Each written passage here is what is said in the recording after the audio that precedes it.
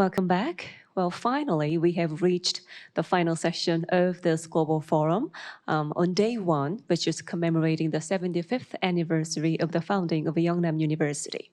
And session 3 will be held under the theme of the role of education for the co-prosperity in the global community. And it will be chaired by the Honorable Dr. Hyo-Soo, the 13th President of Yeungnam University. So without further ado, let me hand over the microphone to our distinguished chair. Dr. Lee, the floor is all yours. Ladies and gentlemen, please welcome him with a big round of applause. The topic of today's session is the role of education for the co-prosperity in the global community. Actually, this is identical as the theme of today's global forum. When we think about the co-prosperity of the global community, I think it is a task that requires cooperation among all states. And I think the COVID-19 pandemic that broke out 2 years ago was a reminder to the humanity of the importance of global cooperation. It was an opportunity for all the humanity to really realize the meaning of the global community. Because of COVID-19, many people suffered a lot. However, at the same time, I think we were able to learn a lot of lessons from this pandemic crisis. It is that the humanity should join hands together to overcome global challenges. With the spread of the pandemic, global supply chain almost collapsed. We witnessed inflation, price surge, and supply disruptions, and we were able to once again feel how connected the entire world is. And all countries around the world made a lot of efforts to control the pandemic. And we also realized that one country's effort will not resolve this global crisis without the support of other countries. With the acceleration of global warming, we are also experiencing a natural disaster that is hard to tolerate. And we experienced these crises multiple times. All these global challenges are giving us a very strong message that all people in the world must come together.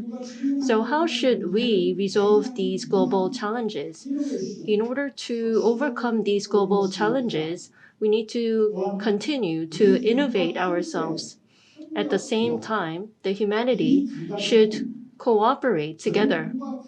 Innovation and cooperation are the two things that we can realize through education. In that sense, I believe that the theme of today's global forum, the role of education for the co-prosperity in the global community, is very important, and we cannot overstress the importance of education. In this session, we have one keynote speaker and 4 discussants.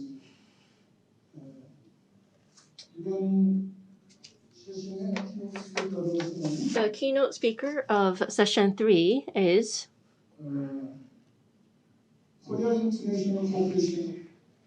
Mr. Son Hyuk-sang, President of the Korea International Cooperation Agency, or in short, KOICA. President Son Hyuk-sang has served as the Vice President for External Affairs at Kyunghee University, and starting from year 2020, He has been serving his role at KOICA as the president of KOICA. His presentation title is Building Back Better Through Education, KOICA's Perspective.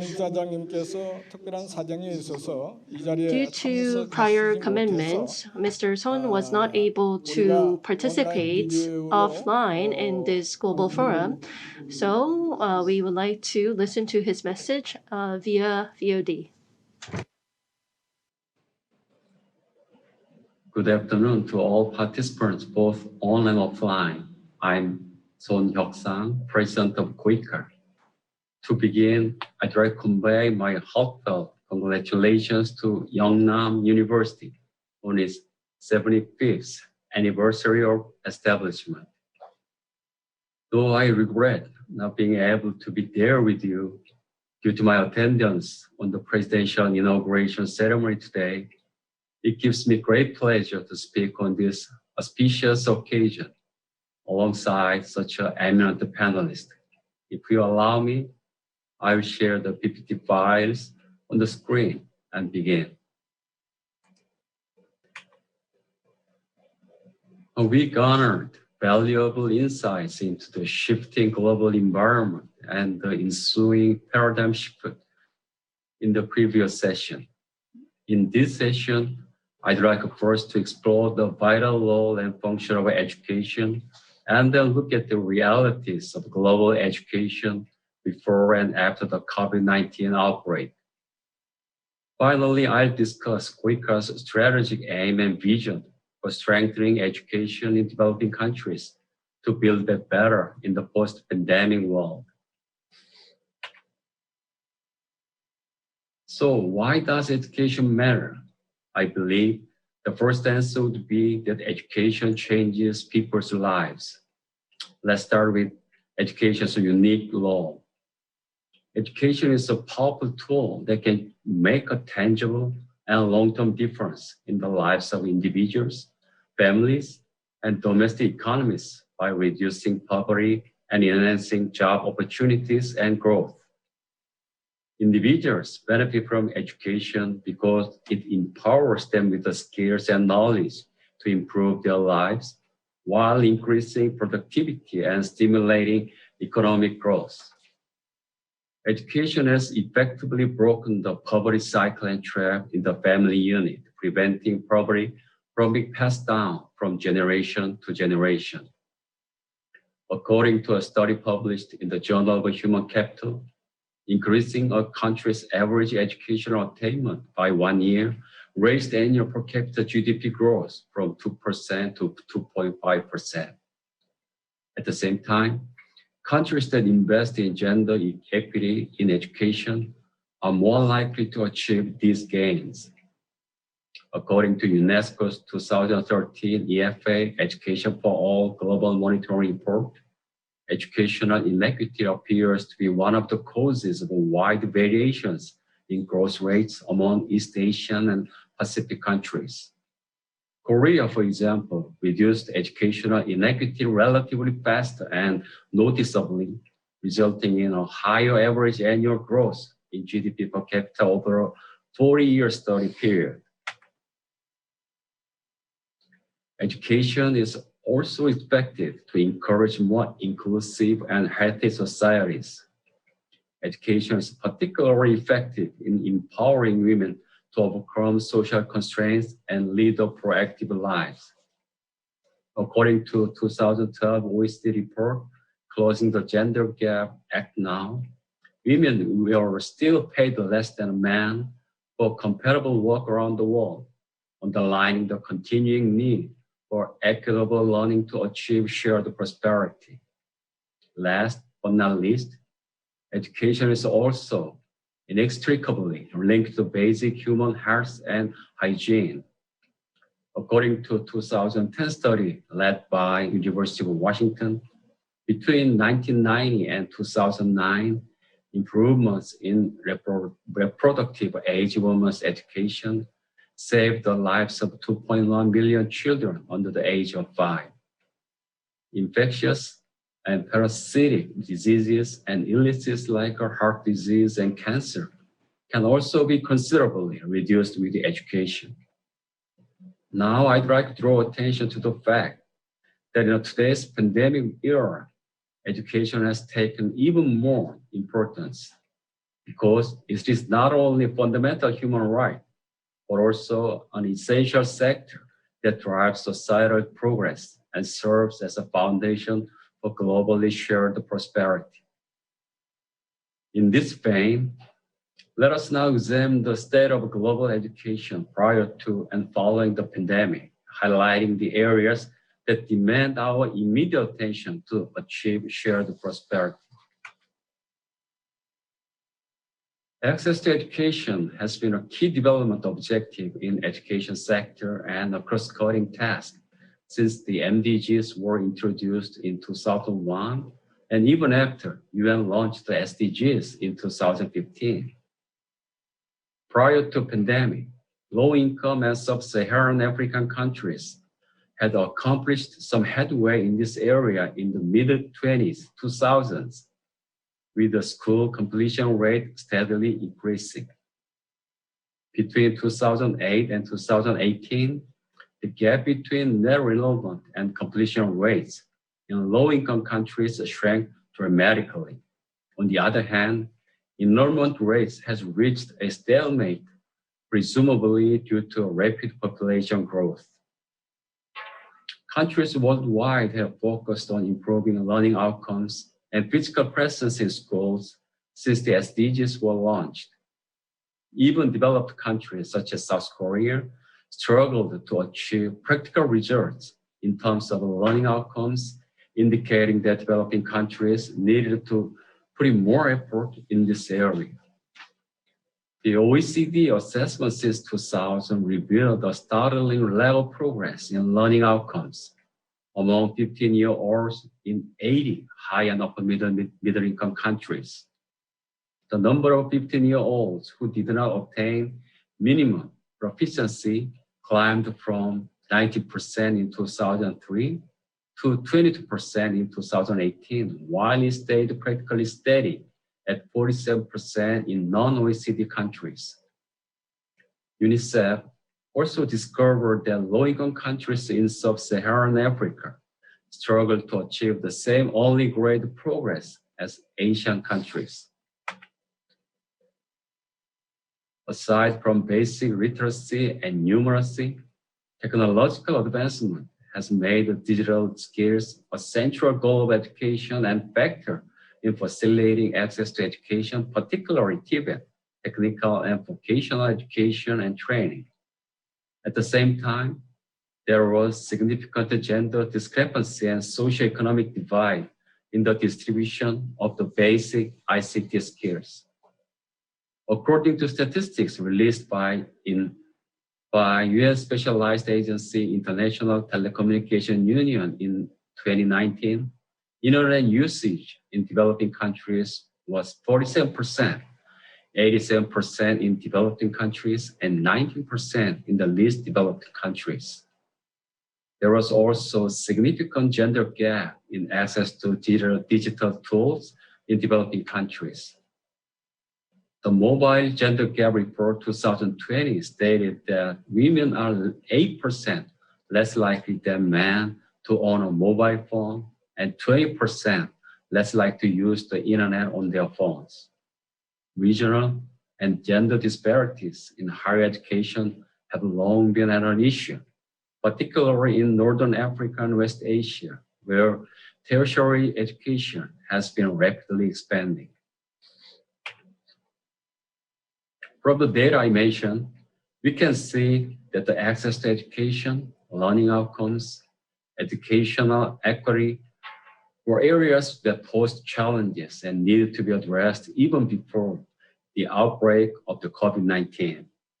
Let us now consider how these challenges have been exacerbated in the aftermath of pandemic and the educational path that must be taken to achieve global prosperity.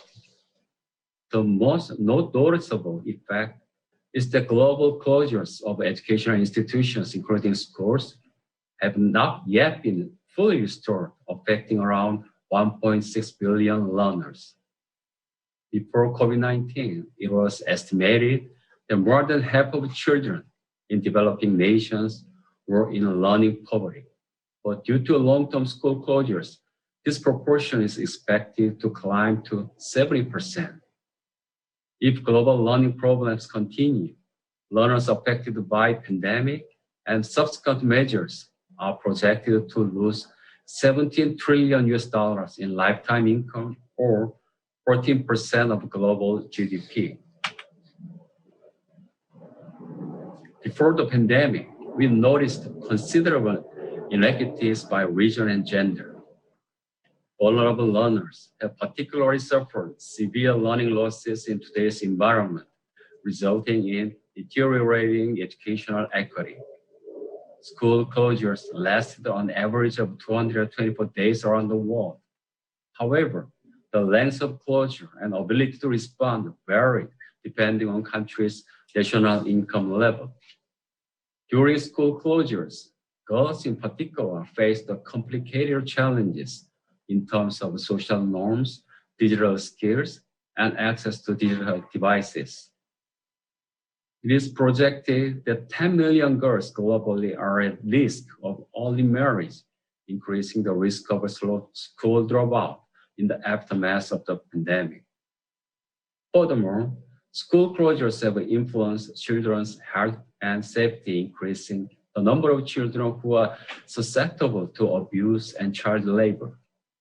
Around 370 million children worldwide have lost the vital sources of nourishment due to the suspension of school meals, while mental health problems and gender inequities have also expanded. According to UNESCO research from 2021, government funding for COVID-19 response differed dramatically depending on national income and economic capabilities. As demand for digital education infrastructure proliferated during and after lockdowns, the discrepancies in countries' ability to accommodate and respond to such a request widened the divide in both primary and higher education. As a result, we can see that epidemic has unfortunately accelerated a number of educational gaps. It serves as a reminder that educational equity, access to education, and learning outcomes are all intertwined issues that must be addressed together. What is the current state of education in the aftermath of the pandemic? According to joint assessment by UNESCO, UNICEF, and World Bank published in 2021, school closures and transition to online education have amplified gaps in digital education infrastructure, not to mention teachers' capacity to adapt appropriately and government assistance. These discrepancies have accelerated the global learning crisis in terms of learning outcomes and hampered access to skills and higher education. Furthermore, prior to COVID-19, international community has begun setting targets for TVET and higher education as next stage after substantial success in primary education during the MDG era. However, following deterioration of primary education due to the pandemic, a great deal of focus now being paid again to fundamental education. In the face of this crisis, international community has worked to reduce gaps between and within countries. UNESCO launched the Global Education Coalition Platform for Collaboration and Exchange in March 2020, bringing together international organizations, civil society, academia, businesses to combat the pandemic and protect the right to education. They stressed critical priority tasks in a joint report last year, including reopening schools, resolving the learning data crisis by assessing students' learning losses, implementing evidence-based learning recovery programs, and addressing children's socioeconomic losses. However, These efforts are still in the early ages of mapping, such as exchanging information on each country's responsive measures. This appears to be attributable to the lack of co-financing and significant discrepancies in data capabilities among countries. Now I'd like to discuss KOICA's pandemic response plan in education briefly. KOICA, Korea's Development Cooperation Agency, have also acknowledged the importance and urgency of education crisis. We believe that helping disadvantaged learners should be our primary priority in order to reinstate education as a fundamental building block for global prosperity. As government, CSOs, education development professionals from all around the world work together to build back better. According to World Bank, education is a human right, a powerful driver of development, and one of the strongest instruments for reducing poverty and improving health, gender equality, peace, and stability. Right to education is needed, indeed, a fundamental human right, and education, along with the health and agriculture, is a critical sector in development cooperation that ensures growth. Throughout our organization's history, education has been identified as a crucial factor in Korea's development, encouraging many developing countries to request cooperation with us on education. Korea's approaches that combine our ICT capacity with education have gotten a lot of attention in the era of SDGs, when the global education agenda emphasizes digital skills. Moreover, education embodies the essential values of development cooperation, such as human rights, peace, which KOICA intends to promote in the future through substantial contribution to the worldwide community. KOICA launched a 5-year education strategy last year, focusing on quality education for learning outcomes, digital education for skills development, and TVET and higher education for youth empowerment. As we build back better, these objectives reflect KOICA's efforts to contribute to implementing the international community's common agenda. KOICA's perspective is that it is critical to actively utilize the expertise, experience, and capacity of partners who are implementing programs on the ground, such as civil society and international organizations, to support vulnerable learners in the face of pandemic. Furthermore, because it is difficult to measure short-term outcomes in partner countries' educational system, it is vital to provide mid to long-term support while taking into account external factors such as socioeconomic environment in order to improve access to and quality of education. Therefore, an integrated approach to project design and implementation that capitalizes on synergies with other sectors like health and agriculture and stresses coordination between partner governments, regions, recipient groups is becoming increasingly vital. For your reference, here is the list of sources I have cited so far. Let me now bring my presentation to a close.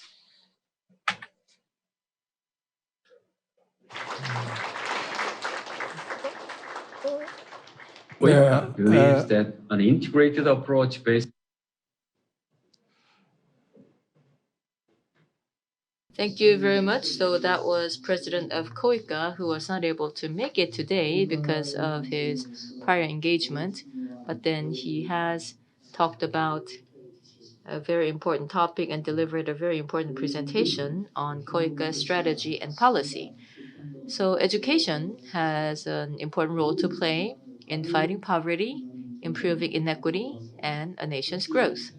And he also mentioned that in the post-pandemic era, the educational gap, because of the ICT gap or the infrastructure gap has worsened. So in other words, education gap has worsened in the pandemic era. So KOICA will now have an approach where the KOICA's education project will be linked with ICT education. So once again, thank you very much for the excellent presentation, although he is not present here with us today. So let's give him a big hand. Next, we are now going to move on to our panel discussions. Our first panel discussant is President Danilo Concepcion of the University of the Philippines. 다니엘 컨셉시온 필리핀 대학의 President Danilo 총장님이십니다. Concepcion 그 다닐로 will be 총장님께서는 sharing his experience at the University of the Philippines. He was the director of the College of Law at the University of the Philippines, and he is currently serving as the president of the University of the Philippines after serving as the executive vice president of the university. Well, do we have the title of his presentation? 지금 주제가 나와 있습니까?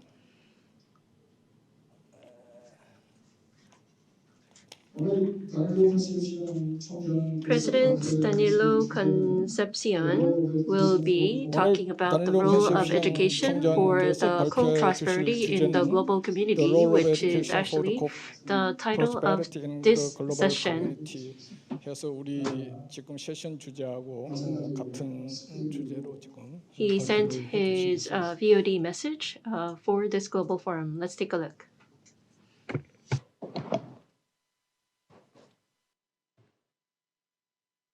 Thank you very much, Director Kim Ki-soo. Annyeonghaseyo. Good afternoon to everyone. First of all, congratulations to Yeungnam University on its 75th anniversary. Over the past 7 decades, Yeungnam University gained international prestige by remaining committed to its founding principle of contributing to the nation's revival through education, and by tirelessly promoting the spirit of Semyundong, the New Village movement. The impact of this movement has been tremendous. The campaign saw the rapid development of rural communities since the 1970s, the shift in mentality among generations of Koreans toward a sense of national confidence, a spirit of community empowerment, and a shared vision of a better life for all. We in UP are inspired by what you have accomplished, and I am honored by the invitation of President Chui to speak today in this important global forum. The Semyundong movement, as I understand it, aims at its core to empower communities to work toward development in partnership with government. This movement has 3 component values, namely diligence, self-help, and cooperation. The key to instilling these values is capacity building and education. We know much about the role of education in national development. In this knowledge-based economy, education is an investment that will yield returns in higher wages and better jobs. An extra year of schooling boosts early earnings by 10% globally. A government that provides its citizens access to quality education produces a workforce that is innovative, creative, competent, resourceful, willing to learn, and more adaptable to change. All of these are qualities desired by markets and industries, qualities which produce innovations that improve lives, generate more jobs, raise incomes, and earn enough to invest in educational institutions. A former World Bank President, Jim Yong Kim, said during the February 2017 World Government Summit in Dubai, and I quote, "If the private sector is the engine of growth and the government is the driver, then education is the fuel that runs the engine," unquote. The destination, of course, is economic prosperity for all. The past few years of pandemic and geopolitical tumult have shaken our institutions to the foundation. Higher education was deeply affected. For UP, this meant having to rethink our teaching methods to adapt to the new avenues that the Fourth Industrial Revolution technologies provide. We had to retool our degree programs and design new ones that more accurately reflect the demands of the 21st century societies that rely on said evolving technologies. We shifted emphasis to impart not just knowledge, but also critical skills among our young students who are far more mobile, interconnected, and socially aware than previous generations. Most importantly, universities, UP included, are now expected to take a direct hand in improving the lives of our people, our communities, our countries, and our planet. How direct? In September 2018, the Times Higher Education developed a new global university ranking that measures the success of universities in delivering the UN Sustainable Development Goals. As THC editorial director Phil Beatty said, the impact ranking moves beyond the established research parameters, reputation, and economic impact. Universities must face complex and pervasive poverty, hunger, inequality, gender discrimination, uneven access to health and essential services, food security, violence and conflict, and climate change. Universities must redefine their roles in national development because prosperity is being redefined right before our eyes. It is not just about economics and money, although this is a significant factor. Universities are the best resource for the holistic, multidisciplinary approach to issues the world confronts. As the Philippines' only national university, UP's mandate is to orient our knowledge resources toward the quest for national development. And our academic community has amply demonstrated this during the pandemic. Our training hospital, the UP Philippine General Hospital, has become a COVID referral center where patients from all walks of life can receive world-class treatment. Our scientists and researchers at the UP Philippine Genome Center and the UP National Institutes of Health quickly produced affordable COVID test kits for the general public. Moreover, these UP scientists, researchers, and staff have been conducting biosurveillance to track the progress of the virus, including the Omicron and other variants. We at UP were thus able to advise our policymakers on new ways to manage the infection and to educate the public on COVID-19. We realize that COVID-19 will not be the last of the pandemics. Hence, UP is launching a 180 million zoonosis center to enhance research, development, and public service capacities on zoonotic diseases detection, prevention, and response to outbreaks in protecting animal and human populations. We established programs to care for our students, faculty, and staff, including financial and technical support for remote teaching and learning, and mental health care networks to help ease our students' burdens. We used all media available to us to publicize accurate information about COVID-19, to battle the tide of fake news and misinformation. We organized a pandemic response team to help national government agencies craft appropriate policies based on scientific data. Our faculty, students, staff, and alumni organized themselves and volunteered to aid struggling communities and hospitals using their particular skills and specialties. We must now teach our students to become more socially responsible citizens. We must direct our research toward the betterment of life, and we must work to impact the lives of our people through the services we render. It was one thing to know this abstractly and entirely, to understand this experientially. Quality education nurtures diligence, self-help, and cooperation. When it comes to the role of education in the co-prosperity of all humanity, we already have a worthy framework in front of us.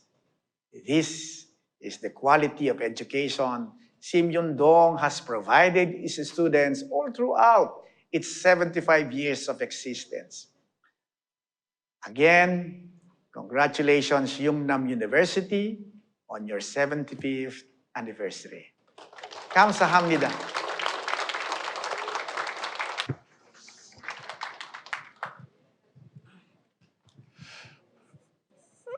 네, 단일호 총장.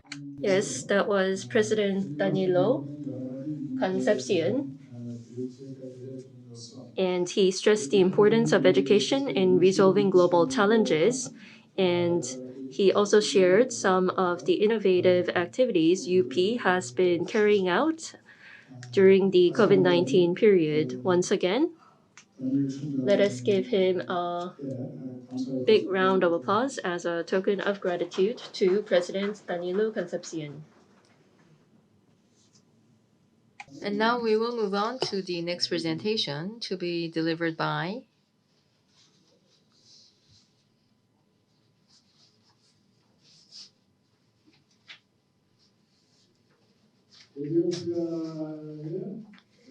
the Commissioner of the Federal Democratic Republic of Ethiopia, Makuria Haile Teklemariam.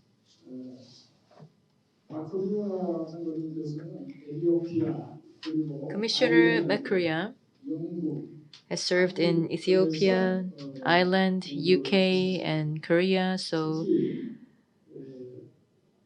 Commissioner Makuria has studied in these different countries, and especially in Korea's KAIST, in Information and Telecommunications Technology Management, has also received the PhD in this theme.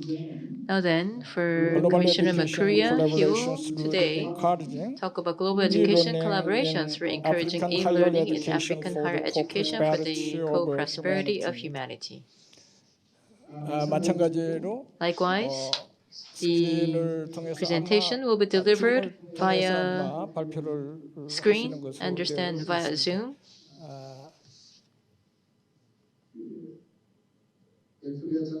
So then, Commissioner Makuria, are you there?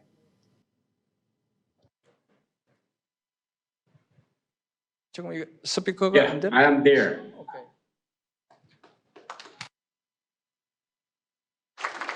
So, 안녕하세요.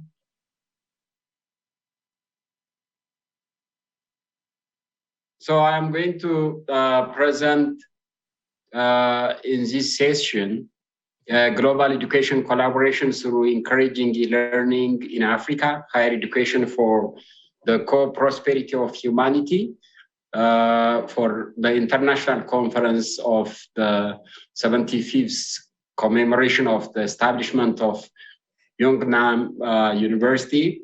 I want to say congratulations for the whole team and President Hyo-Soo, the president of the university, commemorating your 75th commemoration. So I want to say congratulations. On today's topic, as I explained, I am going to address on the background of the statement, e-learning potential and the progress. How can we make a breakthrough having global collaboration on this initiative? The role of the national governments, the global collaboration areas for e-learning in higher education of Africa, and some concluding remarks.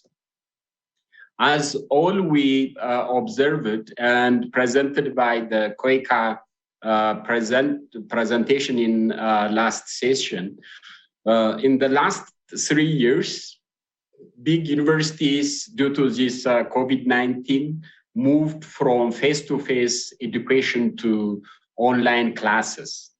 Whereas in Africa, due to not prepared for such circumstance and lack of resilience of such unforeseen circumstances, and because of the absence of devices and internet, this was a shock and very difficult to make online services, and they were stuck in traditional model of delivering education mainly on face-to-face. Since fall 2020 semester, the students in most universities have continued their education mainly online in developed countries due to this COVID-19, which made turbocharged digital transformation of higher education, and African countries must expect to transform their educational system, teaching learning model, even not only for COVID, but also another challenge which are coming ahead, which may cause for millions of citizens of African countries will be left in dusts of inequality, illiteracy instead of prosperity of humanity. If we are going to see the potential in this map I am presenting, the total mobile network coverage is very big, which is around more than 80% in most African countries, and 3G coverage, 4G coverage are very, very big potentials in Africa. Whereas when we see the internet usage is below 30%, and the higher education coverage is below 20% across Africa. But when we see specific to the regions of Africa, the Maghreb countries, the northern part, and from sub-Saharan Africa, only South Africa is more than 30% of tertiary education. Otherwise, most African countries are below 30% tertiary education. If we are going to use this internet potential, we can expand the African tertiary education with the help of global collaboration. When we see the resource allocation and the tertiary education coverage, the tertiary education, as I presented earlier, in most African countries, I took as an illustration for Ghana, Ethiopia, Kenya, Nigeria, Senegal, Uganda, and South Africa. The coverage is in all countries is below, in these countries, below 30. PhD rate from the total population of teachers is very, very low percentage. Research per million of the population is almost, in all of these countries, almost none. Research development expenditure per capita income is almost very, very insignificant. Relatively, education expenditure, which covers the whole from primary to tertiary, is a better position. Students of science and technology relatively in a good increasing stage. To control this gap and to have a good access to African higher education, it could be reimagined through improving a learning ecosystem. This ecosystem, we can use strategies like having a learning core applications availability and use can be the first strategy. Introducing digital tools, teaching and learning process in higher education, which is by having live and pre-recorded classes from best professors across the world through the help of applications like Zoom, learning management systems, which could enable students' interaction across the best professors across the world. So this can be helped by global financial institutions like World Bank, which are supporting, but those funds are inactive and need to be streamlined. The second point of collaboration and intervention strategy could be equipping facilities for e-learning and teaching this institution and making digital powered education across the universities. The third strategy would be online governance system development and use, which is resetting the education process, open standard technologies, including the student registration, administration portals, learning secured management systems through the support and collaboration of universities which are taking the initiatives. The fourth point would be developing digital skills, which is for the students, administrators, professors. Digital literacy is going to be very, very important intervention point. The fifth point is financing the electronics research infrastructure development, which is providing fund and technology support with collaboration. The other point, while recommending such strategies, the government's role, the African countries' government role is very, very important. The first government role should be policy-making commitment. When they are going to initiate ICT-enabled university learning teaching system, the African universities can use like MOOCs and other online teaching systems. In such a case, there is going to be resistance expected because there are a lot of undergraduate and master's level lecturers which are going to be replaced by the best professors across the world. So compromising this lose-win scenario should be taken into very seriously, and optional scenarios should be taken into consideration, and the measures across this point is very critical intervention for African government.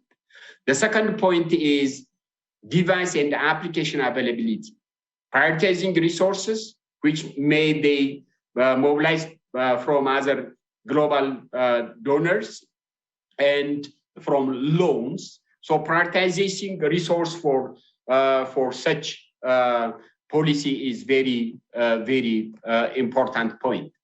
The fourth point for the governmental, the African government, as recommended by COICA president, is that major stakeholders should be engaged and their commitment should be taken into consideration, like the major stakeholder, the Minister of Education, and the ICT development ministries. They should be bring into front, availing the network, the facilities, and policy prioritization should be there, and the government should take this into consideration. The fourth point is sort of making the network, the internet expense, the devices affordable for the teacher and for the students. Maybe like over-the-top facilities for the universities to use such facilities and making the system functional. The third intervention point is going to be global stakeholders' role. The global stakeholders' role should be there to make such initiative practical. ICT-based knowledge sharing collaboration, as Yeungnam University, as you are doing like Semaldong movement to be a global agenda. So you can help African tertiary education system, universities, availing the system, the application softwares, training, and making some globally accepted technologies as open source. That could be a transitioning to digital powered education for African tertiary education. The second collaboration of the international community is going to be institutional and infrastructure development, which is going to be a resource fund mobilization through your countries, respective countries, bilateral and multilateral grants and financial lending.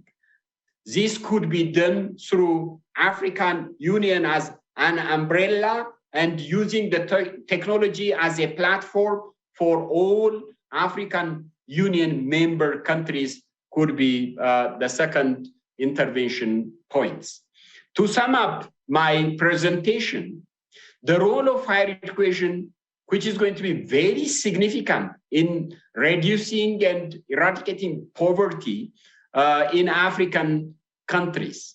As this agenda of the international conference is focusing on co-prosperity of humanity, higher education, intervening through higher education and reimagining the African education, tertiary education system is going to be, I think, the right intervention point to embark on.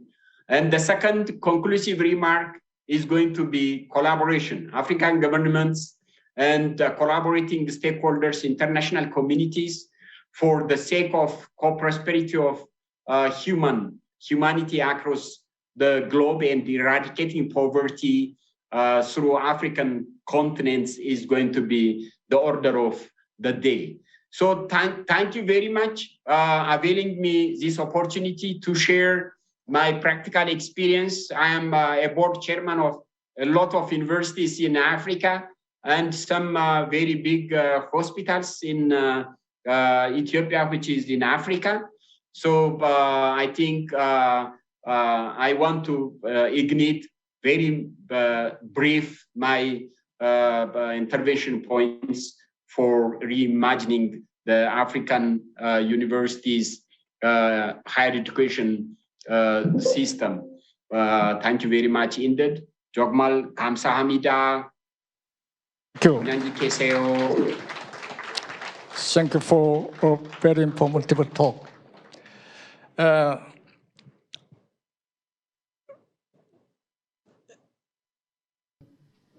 So that was Commissioner Makuria, who talked about the higher education in Africa and how through e-learning we could pull up the quality of higher education in Africa. And he had talked about some of the strategies of making that possible. So for example, the hardware, software, and humanware in Africa currently lacking, and especially going through the pandemic. For example, the US, MIT or Harvard or even KAIST in Korea, now they have provided a lot of online remote education through MOOC and quite successfully. So we know how they can be effective and successful. So Africa must also create an e-learning ecosystem. So the point is that they need to have a e-learning system across Africa. And he also suggested some strategies of making this possible, meaning that the national governments of Africa have to support them, and then also many different stakeholders who also aspire for sustainable development of Africa and also who wish to enhance the quality of education in Africa. So they must all work together And to that end, the various systems or infrastructure needed for e-learning should also be supported. And also institutions like Yeungnam University should also work together and cooperate in areas of development and implementation of education curriculum. So once again, a very useful and informative presentation. Once again, a big hand, please. 이어서 Moving on, the next discussant is President Jong-Jin of the Local Government Officials Development Institute, or LOGOD.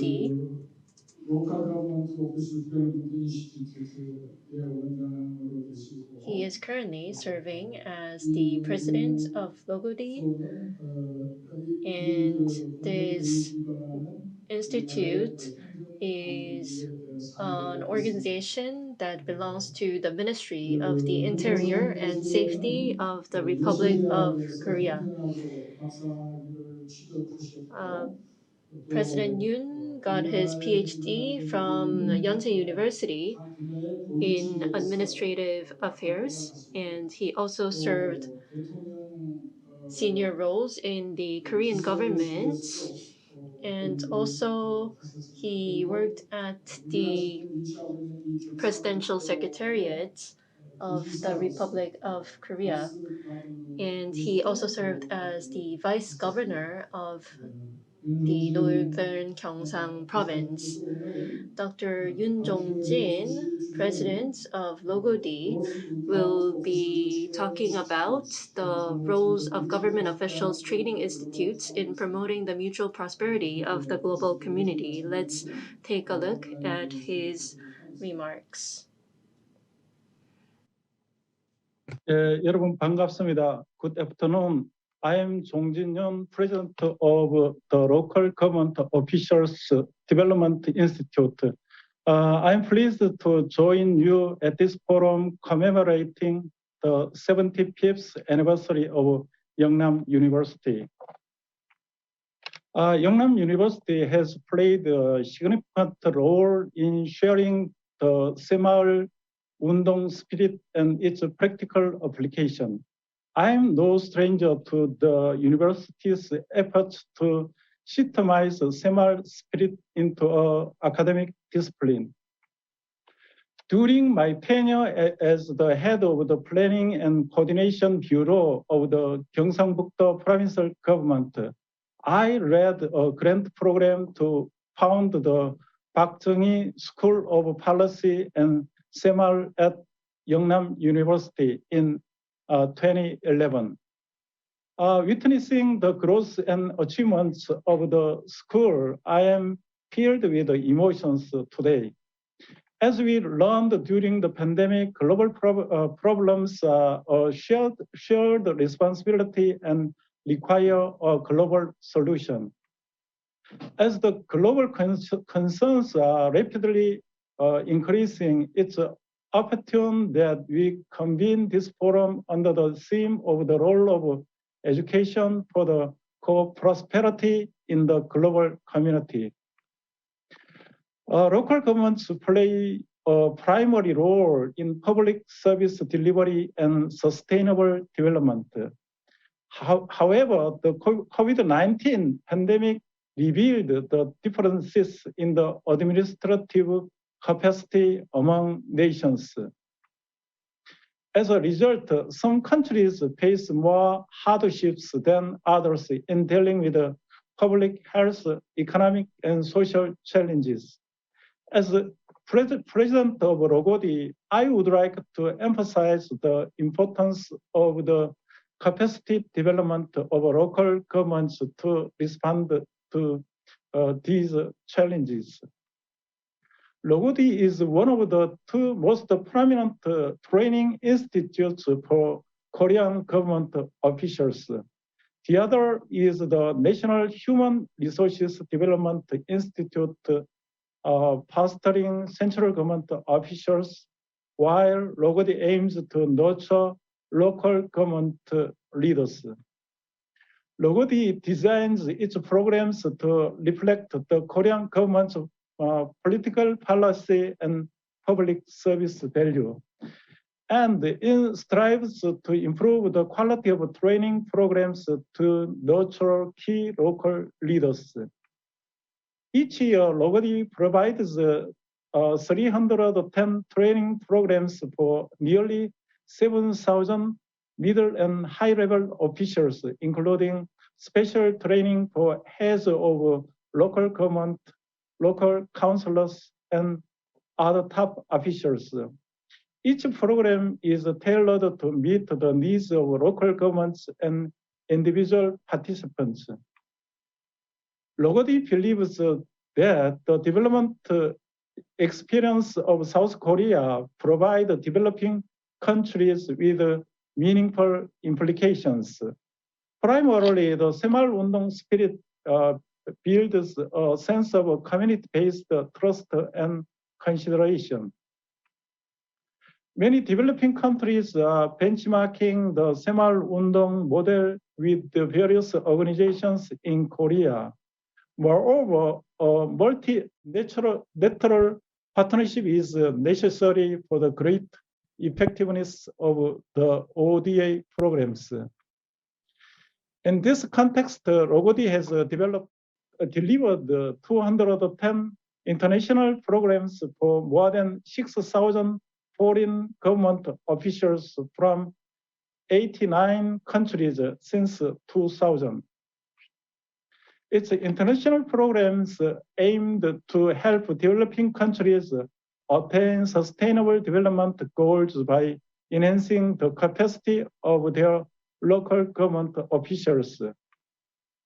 This year, Logodi carries out 8 international programs, including the capacity development program of Mongolia, the capacity building on digital transformation for Indian government officials, the capacity development program for the Cambodian government officials, the capacity development program for civil servants in Ethiopia, and others. Since 2019, Logodi has hosted the Logodi Global Forum as a catalyst for government innovation. Each year, Logodi invites the heads of international training institutes from developing countries to share various case studies and constructive discussions.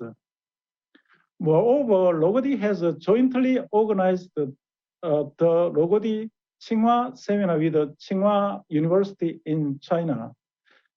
Since 2007, the seminar has served as a platform to share knowledge and practices to improve public administration and regional development.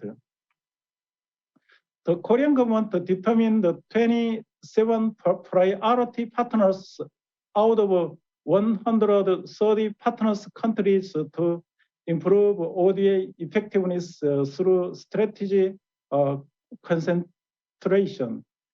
Typically, Logodi selects the beneficiary of international programs among those priority partners countries.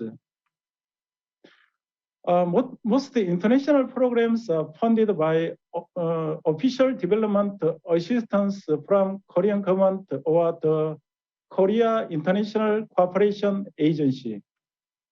However, upon an official request from a country, Logodi often operates particular programs in cooperation with other international organizations, such as the UN Project Office on Governance in Korea and the OECD Korean Policy Center. Recently, more developing countries have requested Logodi to share Korea's development experiences. However, there are difficulties due to budgetary limitations. Thus, Logodi seeks to provide more training opportunities by securing as much ODA budget as possible. In the long run, Logodi considers expanding consignment training programs commissioned by government agencies in developing countries. In conclusion, I believe we can overcome various global challenges through stable development cooperation with a strong partnership. Logodi continues fostering local leaders for sustainable regional development worldwide, upholding inclusiveness and shared benefits, striving for equality and mutual learning and sticking to win-win cooperation. I hope our deliberations today will carry the success of this forum. Thank you for your time. Thank you very much. 감사합니다. Thank you very much. President Yoon of Logodi stressed the importance of education for public officials and especially for the co-prosperity in the global community. He talked about the importance of capacity building for government officials. He shared some experiences and suggestions for public official education.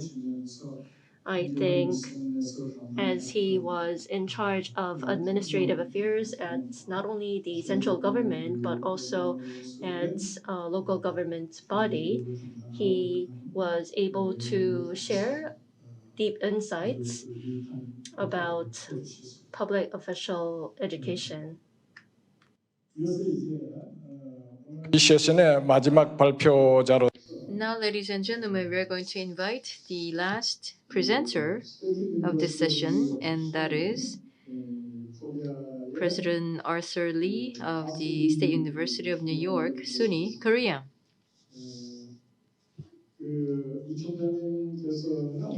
Now, President Lee majored in computer science at Utah University. He received his PhD.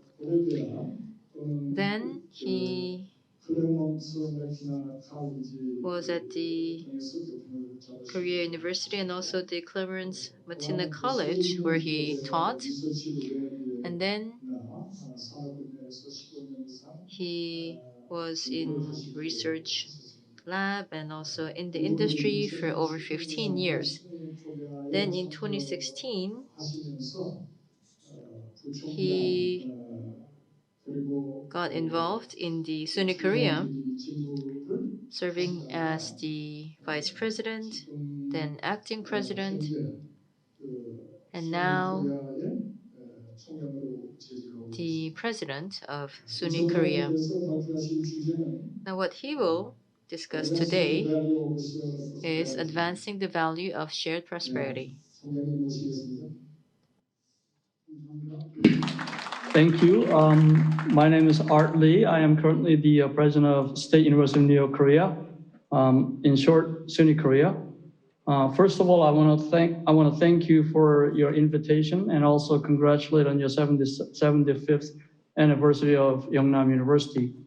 And let me see if I can share my screen quickly here. I think this is the screen that I would like to share. Can you see my screen okay?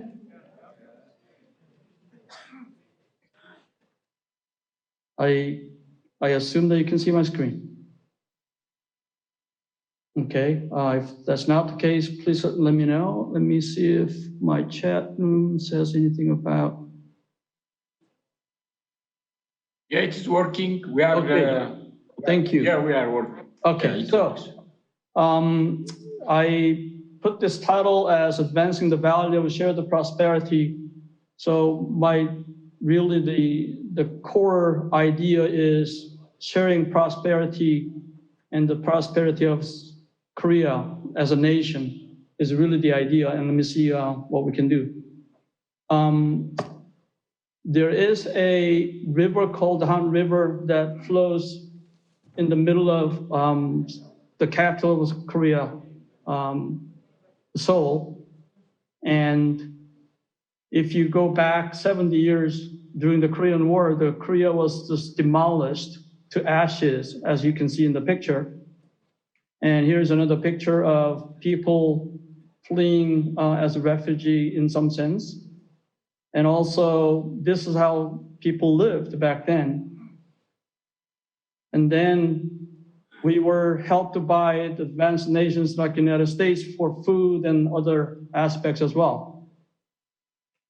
From there, this is what Korea looks like right now. Just one picture of a part of the capital city, Seoul.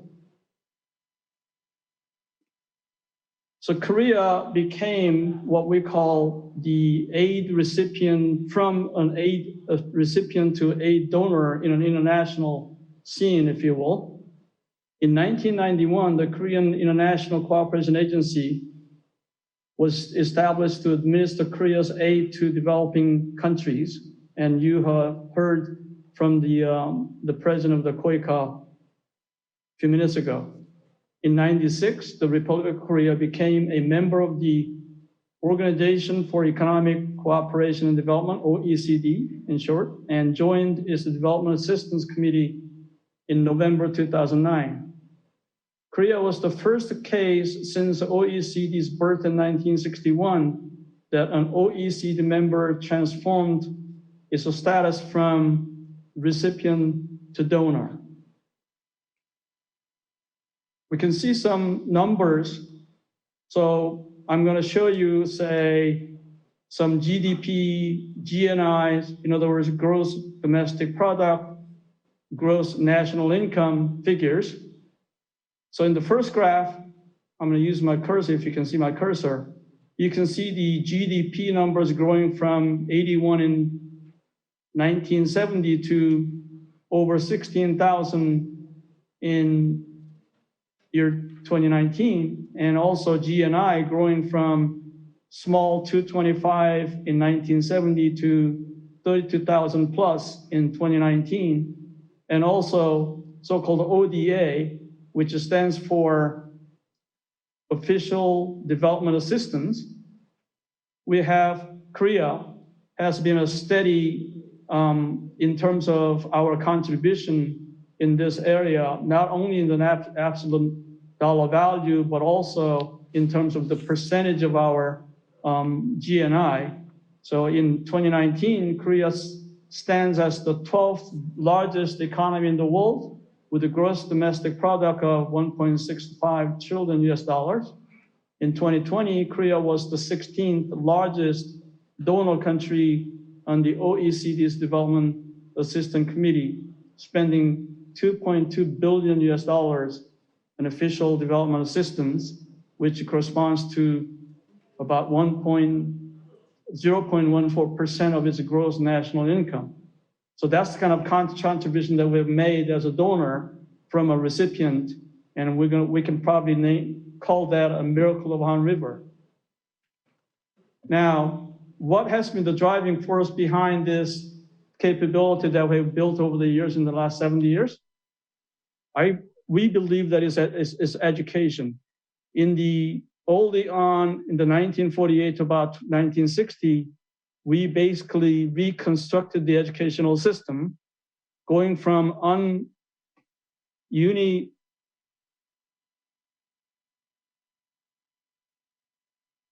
basically going from elementary education through the middle school and then higher quality improvement over the years, reaching to 1990 to a present time of education for creativity, high tech, and quality to be the main core of ideas in terms of our improving our education. Along with the improvement in education, we also grew in economics. So we went from foundation for economic development all the way up to knowledge-based labor force, knowledge-based high-tech industry, which is where we are right now. So that's the sort of like a development of the economic development as well as the educational system the growth and improvement of it throughout the years since about 1948 to date. Now, we were even helped by so-called the Peace Corps program of the United States. And I remember in my high school days, we have a Peace Corps member teaching some of the classes that we had back then. Now, if you look at the student population of elementary school growing from about 50% to about 99% from year 1945 to 2010, and this is the kind of data that I was able to access. And then for the middle school, we went from about 40 or so to about 99, and then high school from about 35, maybe 40 to 99. Even college education, post-secondary education went from about, starting from about 1980 up to 2010, we went from about maybe 20% to maybe 85% or so. So you can see the growth in terms of the general student education in the general population in Korea over the years. Now, there are the specific actual data that shows the quality of education that we provide in Korea. In terms of the mathematics performance, Korea is the second highest in the world. In terms of the science performance, Korea is the third place in the world. In terms of reading performance, Korea is the first place in the world. So these are the kind of data that shows that the Korea has developed over the years in terms of educational system and also deliver the actual meaningful education to our population over the years. So education was really the energy that drove Korea to become an advanced country in those short 70 years, despite several national crises, including the oil crisis in the 1970s, Asian financial crisis in 1998, and the global financial crisis in 2008. It has grown since its independence from Japanese occupation for about 36 years in 1945. Behind the Korea's success was the Korea's passion for and state investment in education. So education was really the driving force for this development of Korea over the last 70 years in economic terms as well. So Korea now has this thriving economy and also the culture. So let me focus on the economy first. So Korea is exporting in many different areas, semiconductors, cars, petroleum product. Imagine, we don't even produce a single drop of oil in this country, but we import petroleum and then produce products and then export them. And that's one of the main exports in Korean society right now. And automotive parts, these days, because of the pandemic, COVID pandemic, the automotive parts is a real problem in terms of producing cars and so on. But still, Korea has been the driving force in providing the automotive parts in the international scene, and also flat panel display and sensors. And these are the kind of companies that provide that kind of the industrial strength. LG, SK, Samsung, you get the idea.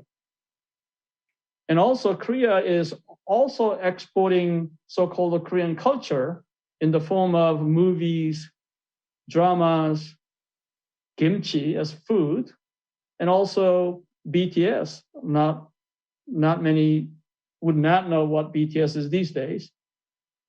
Now enter SUNY Korea, so-called the State University of New York, Korea, which is the first American university in Korea. It's located in Incheon Global Campus, just west of Seoul. And it started in 2012 with one university program called Stony Brook University, which is State University of New York at Stony Brook. And a couple of years later, University of Utah, George Mason University also joined from the United States. And Ghent University also joined from Belgium. And several years later, we also brought in Fashion Institute of Technology from New York. And those 5 universities programs make up the so-called Incheon Global Campus at the moment. In SUNY Korea, we have the following programs: applied math and statistics, computer science, mechanical engineering, both ABET accredited, electrical and computer engineering, technological systems management, business management also is accredited by AACESB. On the FIT side, we have fashion design and fashion business management programs. Now, remember I talked about share the prosperity. So Korea has prospered all over these about 70 years. Now we became a donor from the recipient, so we can share the prosperity of Korea with whoever needs that kind of help in the world scene. And shares prosperity is one of the ideas as we found this university. And another one was holistic education, global entrepreneurship, imagination and business development, cross-cultural experience, those kind of ideas. But let me focus on share the prosperity a little bit more. We bring in students from all over the world. So we started out about 14 foreign students in 2013 to about 146 this semester. So that's a good percentage of our population coming from foreign countries. And also the number of nationalities of the different countries represented in our student population grew from 7 to 48 in spring of 22. Now, these are the countries that represent our student population right now, all the way from Africa to Asia, Europe, North America, South America, and we have about 48 countries represented by our student population right now. Now, sharing prosperity, bringing students from these world, other countries is not new, right? United States has done it for many, many years. I was one of those students who actually went to the United States and got education from that country and then came back to Korea. So we envision our students coming from overseas come here and get education, and the education that we provide is a first-rate education, we believe, is a U.S. education in Korea. So they can come to SUNY Korea, get kind of education that they want to get. And we want to provide the kind of financial aid, financial support, so they can come from a developing country without having to pay too much money of their own. That's really the idea of sharing our prosperity, if you will. So we have what we call scholarships, but one of those scholarships that we brag about, we also emphasize quite a bit, is this thing called Share the Prosperity Scholarship, which is really full tuition, room and board. So students would come here without having to pay a dime to get 4-year scholarship and 4-year education from SUNY Korea, which is the education they get, which is the United States American education. And also at the same time, living in Korea, they get to learn what we've done in the last 70 years in terms of coming from the ashes to the current prosperous country as they see. So we want them to come from all over the world and learn what we've done in the last 70 years and go back to their country and share what they've learned by being here for 4 years and getting a degree, and then go back and contribute to their own country. So that's what I think a lot of people went to the United States and came back in Korea, and then they contributed to the developing aspect of the country for last 70 years. And we're trying to provide that same kind of education to students coming from overseas. And also, at the same time, have them have an opportunity to learn Korean and Korean culture and so on and so forth. That's really the idea.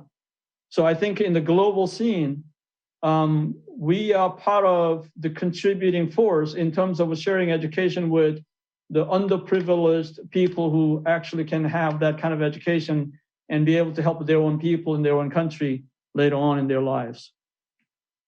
So I'm going to just wrapping up. I want to share some pictures of some of our students. So these are some of the students who are enjoying having some pictures taken. And then here is another, so FIT students, as well as some other students coming from overseas. This is what SUNY Korea, one of the buildings that looks like. And also this is, these students on the right side, these are the so-called Share the Prosperity recipients coming from all over the world. And these are students who come here and actually go get a job in the United States or in Korea or go back to their own country and help and their own people. And that's the sort of like a philosophy and the future that we look at as a university. And we believe that we are making a contribution in the global education world in this situation as well. And SUNY Korea has this slogan says we are history makers, we change the world. And that's something that our founding president came up with, and we still carry that torch. Thank you for listening to me. And there is a URL for the university. If you have any questions, please visit our website, and you'll be able to contact me or some other people if you have any questions or if you want to find more about what we do. And that's the end of my presentation. And thank you for your attention. And also, again, I congratulate on the 75th anniversary of Yeungnam University, which is one of the top universities in this country. Thank you. Thank you.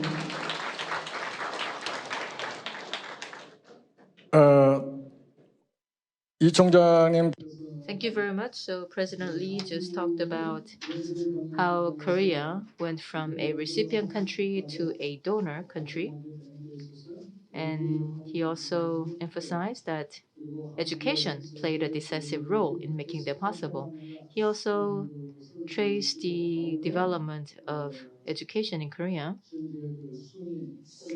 Then he talked about the founding principle of SUNY Korea, and he also introduced his school and the campus. And with that, we have come to the end of all the presentations in session 3. Now, in this session, all of the presenters joined us online, which makes it difficult for us to have a discussion. Besides, I believe that we are running a little bit over time than original schedule. So in closing this session, I would just like to once again highlight the importance of the topic that we are dealing with today. Now, the humankind is experiencing the fourth industrial revolution, moving on from industrial economy to creative economy. So we are in the transition toward creative economy.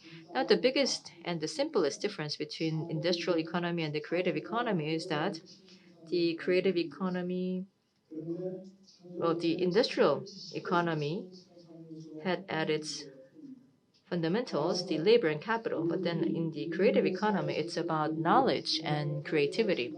So education has always played an important role in human history, but then now in the fourth industrial revolution, in the creative economy, what is the most important is going to be education, because education is going to play an even more important role than ever before, because this will enable us, it will equip the skills in the people to generate creative knowledge. And it is based on the creative knowledge that the individuals or the corporations or the nations will be able to gain competitiveness. And also, as we live in this super connected, super intelligent society, we are now called upon to go through a great transformation in our education, because the talent that we need in this era is different. And also in the industrial mass production era, what we needed was the type of people who could produce mass products. In other words, schools only had to produce semi-skilled workers to take care of routine jobs.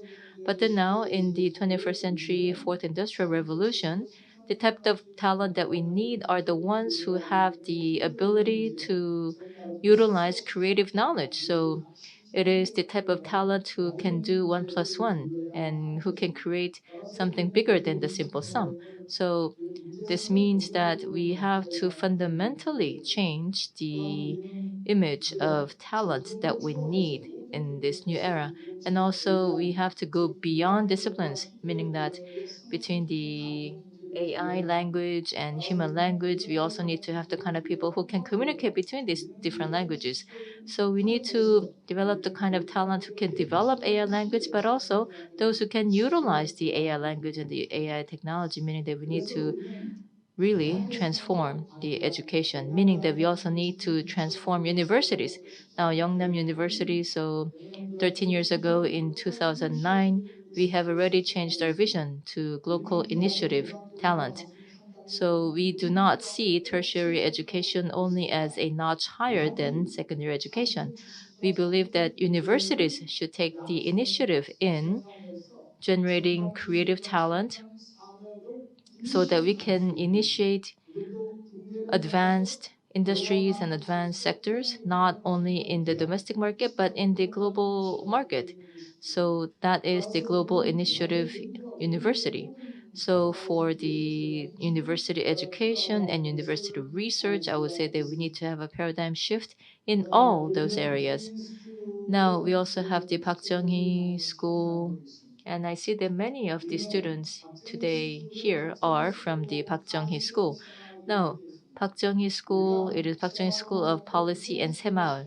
So what we value as much as Semaul Undong is Park Chung-hee's leadership and policy. Now, President Park Chung-hee is not just someone who developed Korea's economy. He is the one who implemented the different stages of, in other words, he is the one who actually helped Korea take a leapfrog in the industrial paradigm. In other words, Korea was able to go from agricultural economy to industrial economy.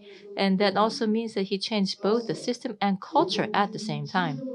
So for the developing countries, what they actually need to learn is this type of thorough and meticulous fast follower strategy of President Park Chung-hee. For Korea to really become a fast follower of developed countries and then stand on equal footing to advanced countries. Now, Park Chung-hee, he actually had planned the upstream and downstream in our industrial development to make this possible. So 13 years ago, in 2009 or 2010, when I established the Park Chung-hee School, I had two big dreams. One is for Yeungnam University to take the leadership in fighting poverty throughout the world. And second is to elevate Yeungnam University to a global university. Now, I would just like to inform the moderator that we have the panelists connected online. Maybe ask you a question or two. So we will give you a chance to give us concluding remarks. I think he will. So, Yeungnam University, I think you did wonderful job making a difference across the world in Semaaldong movement. Ethiopia learned a lot of things using local materials, people's labor, and having the confidence to make a difference, especially learning from your Semaaldong movement across the world. And Ethiopia always wants to learn from that movement. So I want to make a point on that point. And the other point concerning this session, from different stakeholders, not only the recommendation, but also it is very helpful for us to learn, to see what we are working and what to learn from other practical experiences of the progress of science, the progress of wisdom, system, capabilities to learn from across the world. So inviting us in such a forum, not only listening and understanding our recommendation, but also it gives us opportunity to learn what to do, to see our gaps, and to bring best practices for our respective countries. And behalf of Africa, behalf of Ethiopia, I want to say thank you very much indeed for Yeungnam University. Once again, I want to say congratulations for your 75th commemoration. Hope we'll meet again as you stressed the role of higher education is very, very important in eradicating poverty and co-prosperity of humanity. So thank you very much. Jogmal 감사합니다. 네, 감사합니다. Yes, thank you very much. Anyone else who would like to share a concluding remark?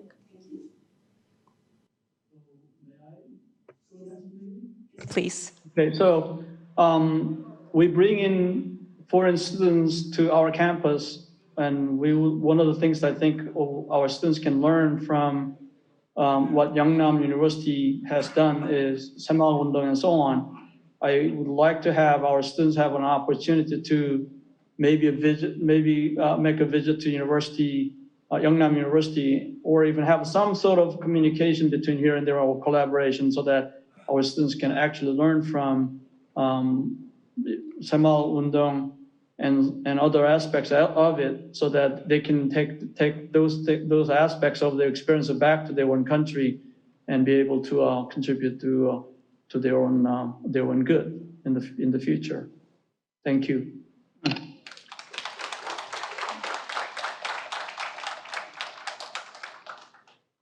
저도 한 말씀 Yes, I would also like to share my concluding remarks.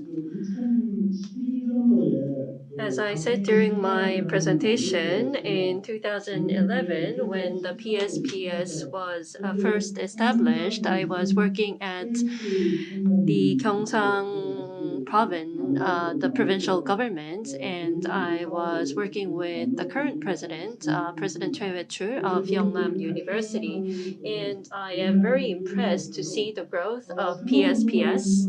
And regarding the Haile movement, I think the Ministry of Interior is responsible for these activities, and I think our institution, LOGO-D, is operating various training programs for developing countries.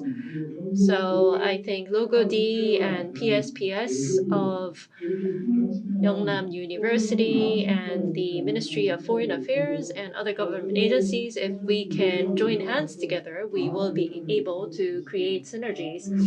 So I was inspired by this global forum, and thank you for inviting me to this forum. Thank you. Yes, I would like to pass on the mic to the chair of session 3. Please share your concluding remarks.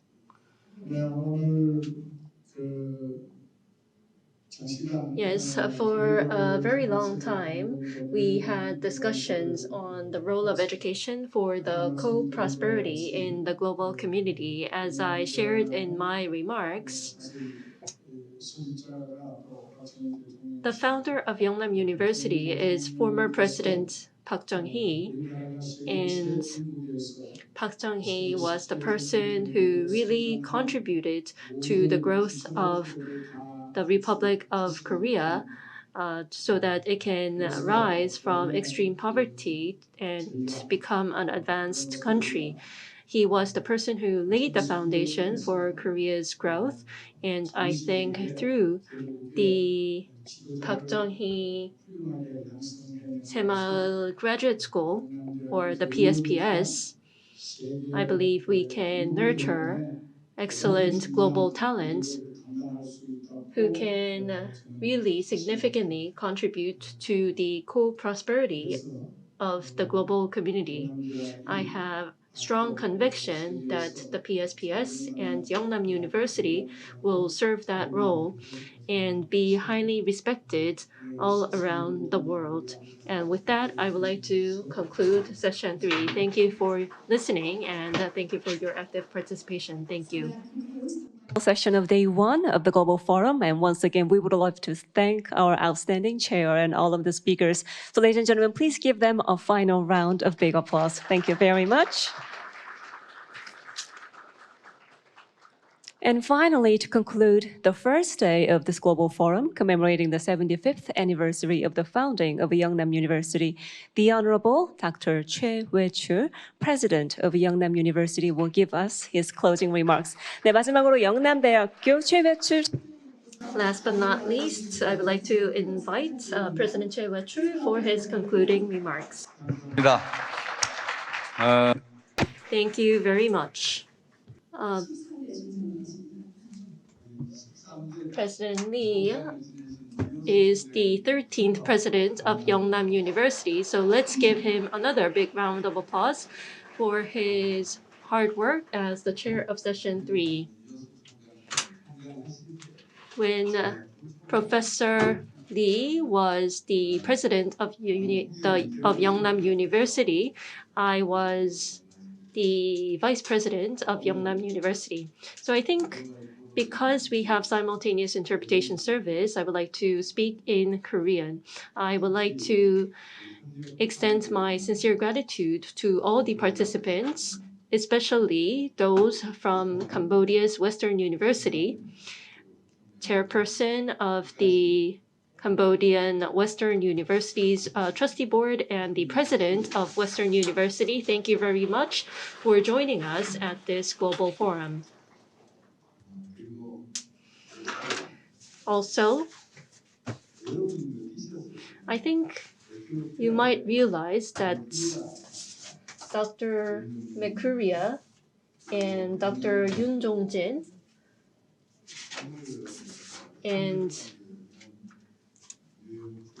also Dr. Lee from SUNY Korea, which is an academic institution that has an MOU with Yeungnam University.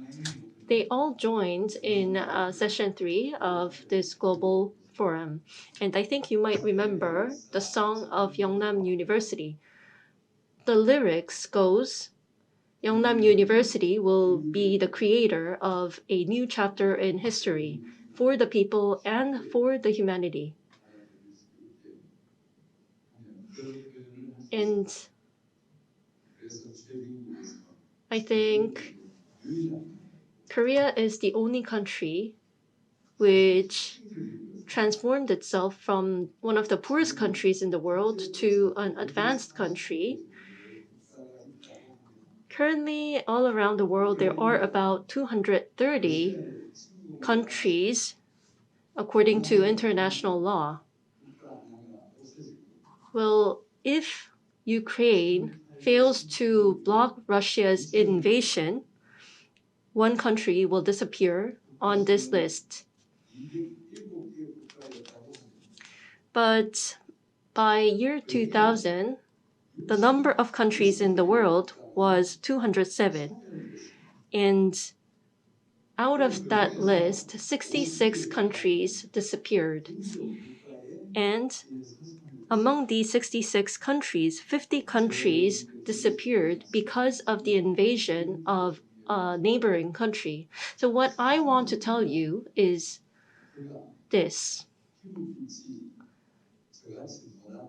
Regardless of race, regardless of our skin color, whether we have a yellow skin or black skin or white skin, and regardless of religion, and regardless of the level of education that we have, regardless of gender, regardless of the region where we are living in, all human beings are worth respect and love.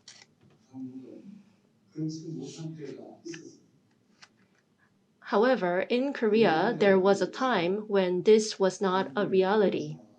And the history of Yeungnam University is in line with the history of growth of the Republic of Korea. Moving forward, Yeungnam University will make efforts and serve the role of improving the quality of life of all members of the global community. We will strive to nurture such global talents. Through education and based on our national development experience and an educational system that reflects that, We hope to deliver our experience and share our experience with developing countries with a huge sense of humility. And I hope that we can write a new chapter of our history together. And I hope you can participate in that journey. And I will be waiting for your active participation. If you agree, please give me a big round of applause. Former President Lee Hyo-Soo and I worked together to create PSPS. And I hope that PSPS could make the world a better place, a safer place, and a happier place by working together with our neighboring countries. And I will work hard to make sure that Yeungnam University will grow into an even more prestigious university. I want to ask you a question. What's the most prestigious university in the world? Yes, that's the correct answer. It's Yeungnam University. What's the best national university in Korea? Yes, it's correct. I will give you a prize later on. Well, the best national university in Korea is Seoul National University, but the best prestigious private university in Korea is Yeungnam University. I would like to explain why. Harvard University is a prestigious private university, and a graduate of Harvard University is receiving PhD from Yeungnam University. So don't you agree that Yeungnam University is the best private university in Korea? So I hope that you can have pride about our university and unleash your potential here at Yeungnam University and share happiness with people around you. Well, Professor Lee mentioned white-type leadership,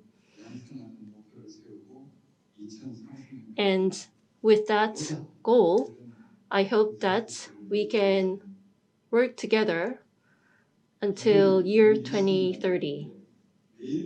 I hope that we can renew our mindset each and every day and grow each and every day. And I hope that Yeungnam University will become a university that can support the dreams of our students.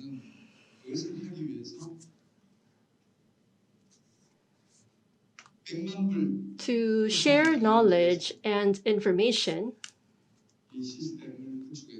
we built this system by investing more than $1 million. And Minister Mccurry, or Commissioner Mccurry, received a PhD degree from KAIST. And one reporter asked him after graduation what he will do after going back to his country. And he said that he will be implementing the similar movement back in his country. So that's how I got to know about Commissioner Mccurry, and I invited him to this global forum. I hope that this global forum will mark a new start for Yeungnam University. And I would also like to thank the simultaneous interpreters who facilitated our communication today. Thank you very much. I would also like to thank all the experts and professionals who made this event possible. Let's give them a big hand. I wish you health, and if possible, please join us tomorrow. Thank you. So that brings us to the end of the first day of the Global Forum, celebrating the 75th anniversary of the founding of Yeungnam University. So please give our president another round of big applause. Thank you very much, Dr. Choi. Thank you.